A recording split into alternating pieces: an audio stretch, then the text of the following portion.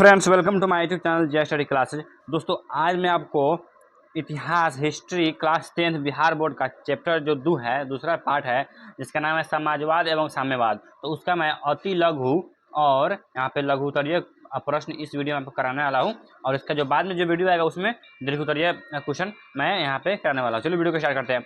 उससे पहले आप हमारे चैनल पर नए हैं तो वीडियो को लाइक कर दीजिएगा और हमारे चैनल को सब्सक्राइब करके बेल आइकन को प्रेस कर दीजिएगा, क्योंकि मैं ऐसा ही सारा 10th क्लास का क्वेश्चन आंसर वीडियो का लाता रहता हूँ। चलिए, तो पहला नंबर क्वेश्चन हमारा क्या है। पहला नंबर क्वेश्चन ये देखिए क्या बोल रहा है कि पूंजीवाद क्या है। देखिए इसका आंसर देखिए क्या है।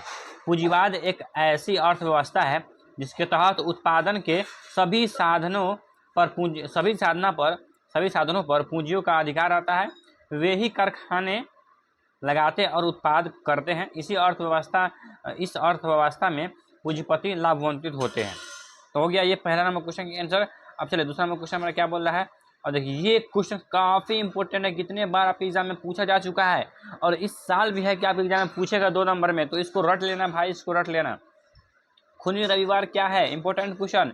आंसर देखिए, 1905 में जापान जैसे छोटे एशियाई देश में जब रूस हार गया तो वहाँ क्रांति हो गई। 9 जनवरी 1905 को लोग रोटी दो के नारे के साथ राजमहल की ओर प्रदर्शन करते करते बढ़ने लगे आगे।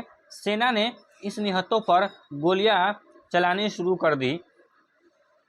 बहुत लोग जिसमें खियों और बच्चों भी मारे गए।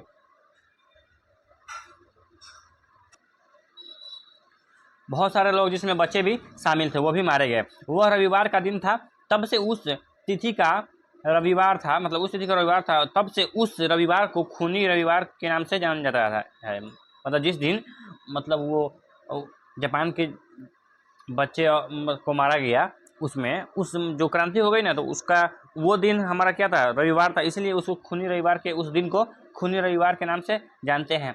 चलिए यहाँ पे और देखिए यहाँ पे 3 नंबर क्वेश्चन देखिए, अक्टूबर क्रांति क्या है। ये भी इंपॉर्टेंट क्वेश्चन आपके एग्जाम में कई बार पूछ चुका है। तो इसका आंसर देखिए, 7 नवंबर 1917 ईस्वी को बोल्शेविकों ने केरेस्की सरकार का तख्ता पलट दिया और रूस पर अधिकार जमा लिया। तो वह नवंबर क्रांति किंतु रूसी कैलेंडर के अनुसार यह अक्टूबर था, जिस कारण इसे अक्टूबर क्रांति था। लेकिन वो तो ऐसे नवंबर था, लेकिन रूसी क्रांति में क्या था, वो अक्टूबर था, इसलिए उसे अक्टूबर क्रांति के नाम से जाने लगा। चलिए 4 नंबर क्वेश्चन देखिए यहाँ पे, सर्वहारा वर्ग किसे कहते हैं। इंपॉर्टेंट क्वेश्चन, कई बार एग्जाम में पूछ चुका है। समाज का वैसा वर्ग जिसमें किसान, मजदूर, फुटपाथी, दुकानदार एवं आम गरीब लोग, जिसके पास अपना कहने के लिए कोई वस्तु नहीं रहती, रहने के लिए यहाँ पे रहने के लिए कोई वस्तु नहीं होता, खाने पीने के लिए कोई वस्तु साधन नहीं होता, उसे क्या कहते हैं, सर्वहारा वर्ग कहते हैं। चलिए यहाँ पे देखिए, ये भी काफ़ी इंपॉर्टेंट क्वेश्चन है। क्रांति के पूर्व रूसी किसानों की स्थिति कैसी थी। इसका आंसर देखिए, उत्तर, क्रांति से पूर्व रूसी किसानों की स्थिति अत्यंत दयनीय थी। उनके खेत बहुत छोटे छोटे थे जिन पर वे पारंपरिक ढंग से खेती करते थे। उनके पास पूंजी की कमी थी, वे करों के बोझ से दबे रहते थे। तो ये हो गया आपका अति लघु समाप्त। चलते हैं हम लोग लघुत्तरीय प्रश्न की तरफ। यहाँ पे पहला नंबर क्वेश्चन देखिए, रूसी क्रांति के किन्हीं 2 कारणों का वर्णन करें। इसका आंसर देखिए, रूसी क्रांति के प्रमुख 2 कारण थे। एक नंबर तक क्या है हमारा, जार की निरंकुशता। इसको मैं ऊपर कर लेता हूँ, जार की निरंकुशता का इसके बढ़िया से इसको हम लोग पढ़ते हैं। 19वीं सदी के मध्य तक यूरोप की राजनीतिक संरचना बदल चुकी थी।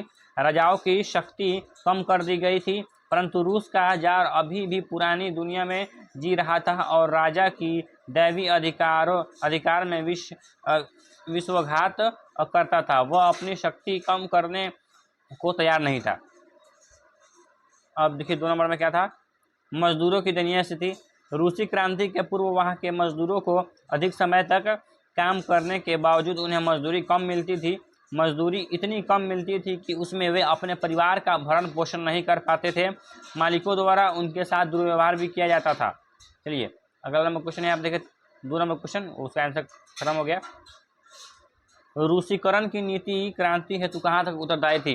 5 नंबर में क्वेश्चन कभी कभी पूछता है, इंपॉर्टेंट है, तो इसको देखिएगा। आंसर देखिए, रूस में अनेक राष्ट्रों के लोग रहते थे। स्लाव जाति के लोगों की अधिकता थी। फिर पोल, जर्मनी, यहूदी आदि जातियों की भी कमी नहीं थी। इनकी जाति तो अलग थी ही, ये अलग अलग भाषाओं का भी उपयोग करते थे। इनके रस्म और रिवाज विभिन्न थे। ऐसी स्थिति में जार निकोलस द्वितीय ने इन दोनों पर रूसी भाषा, शिक्षा और संस्कृति लादने का प्रयास किया। इसमें अल्पसंख्यकों में निराशा फैलने लगी। जार के इस रूसीकरण का सभी अल्पसंख्यकों द्वारा विरोध होने लगा। इस नीति के विरुद्ध 1863 में पोलो ने विद्रोह कर दिया, जिसे पूर्वक दबा दिया गया, मतलब उस विद्रोह को दबा दिया गया। 3 नंबर क्वेश्चन देखिए, इंपॉर्टेंट क्वेश्चन यहाँ पे। साम्यवाद एक नई आर्थिक एवं सामाजिक व्यवस्था थी कैसे? आंसर देखिए, 1917 की बोल्शेविक क्रांति के पूर्व विश्व में पूंजीवादी व्यवस्था का बोलबाला था, जिसमें उत्पादन के साधनों पर व्यक्तिगत अधिकार माना जाता था। लेकिन क्रांति के सफल होने के बाद रूस में साम्यवादी व्यवस्था कायम की गई। इस व्यवस्था के तहत उत्पादन के सभी साधनों पर राज्य का अधिकार कायम करना है। श्रमिकों को उनके श्रम के अनुसार पारिश्रमिक दी जाती है। इससे श्रमिक मन लगाकर काम करते हैं और उत्पादन बढ़ाने का प्रयास करते हैं। उत्पादन में सभी का भाग बराबर रहता है। यही व्यवस्था साम्यवाद एक नई आर्थिक एवं सामाजिक व्यवस्था थी। यह केवल पढ़ने में आकर्षक है, किंतु व्यवहारिक रूप देना कठिन है। यही कारण था कि रूस में यह व्यवस्था लगभग नाकाम रही। चौथा नंबर क्वेश्चन देखिए, यहाँ पे काफी इंपोर्टेंट क्वेश्चन। नई आर्थिक नीति मार्क्सवादी सिद्धांतों के साथ समझौता कैसे? आंसर, लेनिन ने बोल्शेविक क्रांति के सफल होते ही रूस में पूर्णतः मार्क्सवादी सिद्धांत के अनुसार आर्थिक व्यवस्था लागू कर दी, लेकिन जनता इसके लिए पहले से तैयार नहीं थी। ऐसा लगा कि उत्पादन गिरकर पहले के मुकाबले बहुत हद तक नीचे आ गया, बल्कि इतना तक हुआ कि अनाज सरकार को देने के बजाय किसान उसे जला देना बेहतर समझने लगे। मतलब इतना कम देने लगा उसका पैसा कि किसान जला देंगे लेकिन इनको नहीं देंगे। इससे निपटने के लिए लेनिन को नई आर्थिक नीति लागू करनी पड़ी। इसी नीति के अनुसार किसानों को एक हद तक अपनी उपज का कुछ भाग बेचने की सुविधा दी गई। 20 श्रमिकों को रखकर कोई भी निजी कारखाना चला सकता था। लेनिन ने इस कार्य का उनके विरोधियों द्वारा आलोचना भी हुई, लेकिन उसने इसे यह कहकर टाल दिया कि 3 कदम आगे बढ़कर 1 कदम पीछे चलना 2 कदम आगे चलने के बराबर है। और लास्ट क्वेश्चन देखिए, हमारा 5 नंबर क्वेश्चन क्या बोला? प्रथम विश्व युद्ध में रूस की पराजय ने क्रांति हेतु मार्ग प्रशस्त किया कैसे? आंसर देखिए, रूस में क्रांति का मार्ग प्रशस्त करने में केवल प्रथम विश्व युद्ध में पराजय ही नहीं था, बल्कि कुछ नए अन्य कारण भी थे। युद्ध में रूस की हार नहीं हुई थी, बल्कि लेनिन ने क्रांति के बाद स्वयं युद्ध से हाथ खींच लिया और सैनिकों को आपस में बुला दिया, मतलब उलझा दिया। कारण था कि देश के आर्थिक विकास के लिए शांति व्यवस्था थी। अगर किसी देश की मतलब आपको शांति करना है, विकास करना, तो शांति अवश्य थी।